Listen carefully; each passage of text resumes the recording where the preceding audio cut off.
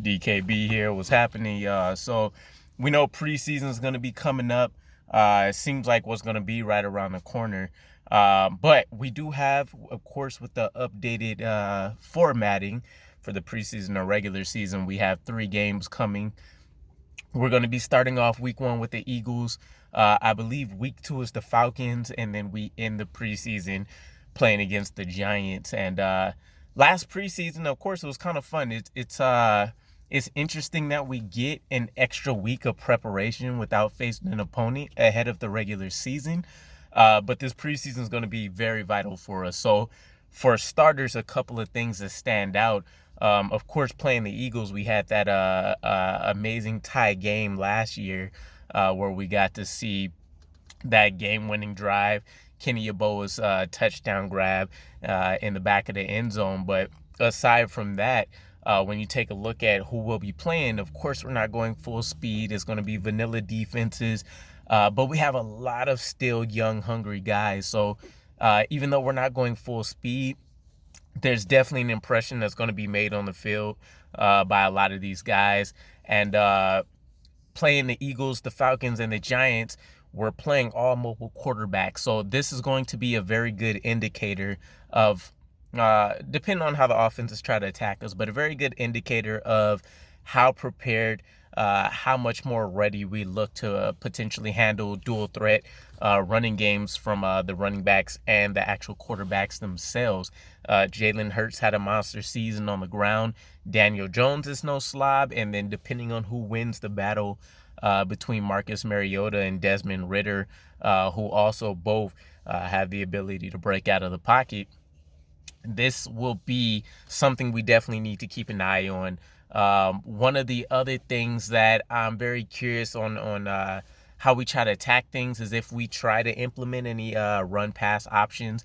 Zach Wilson isn't the most mobile, but he does have underrated athleticism in that field. We've seen that huge, I think it was a 52-yard scamper last season.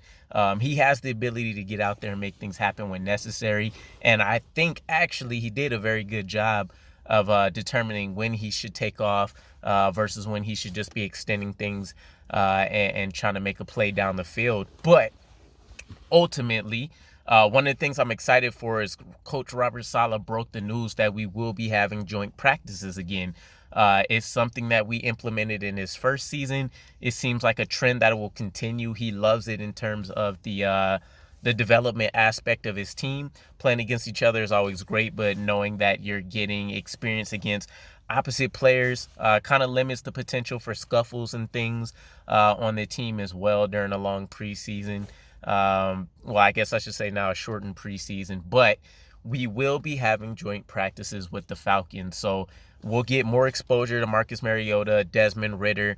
We'll be able to kind of compare, which I tend not to want to necessarily do, but we can get a pretty good gauge of where Zach Wilson is against a live team. Not only that, it's a good comparison between Marcus Mariota and I guess we can call up-and-coming Desmond Ridder to see where he might be on that developmental path.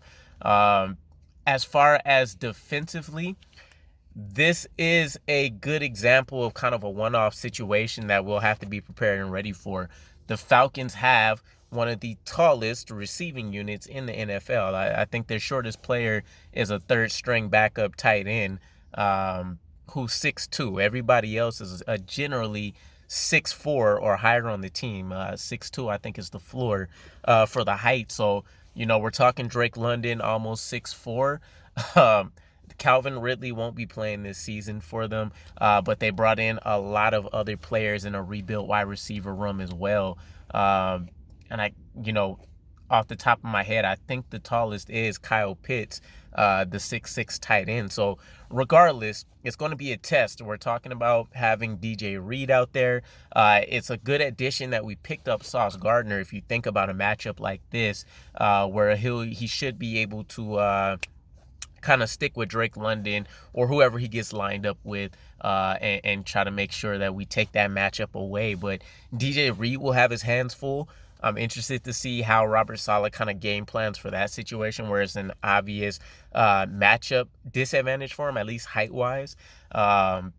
which means maybe that's a situation where we see somebody like a Bryce Hall swap and he actually gets elevated in the depth chart for that particular game, that particular matchup, whatever that looks like. He might see more game time during those situations as a taller cornerback for us, whereas DJ Reed maybe doubles down into the slot, or depending on what kind of packages the team is running, we see him pick up the third or fourth option, which would be an obvious matchup advantage for us. But I'm very excited to see this preseason happen. I know it's going to be a little up in the air for people with the joint practices, especially since we've seen, Lawson go down against the Packers last year. But let me know what your guys' thoughts are. How do you feel about our preseason matchups? I I hope we don't have any other tie games again, but if we do, it'll be great. First undefeated preseason that we've had in a very long time. Definitely wasn't a great indicator of regular season success, but again, heading into year 2, I think we're all ecstatic about what this team could look like. So again, let me know what your guys' thoughts are about the preseason, some of these matchups that we have, the joint practices that we'll be doing. We'll see if we get any more with maybe the Eagles or the Giants, which may be unlikely, but who knows. But other than that, I'll catch you guys again. Peace.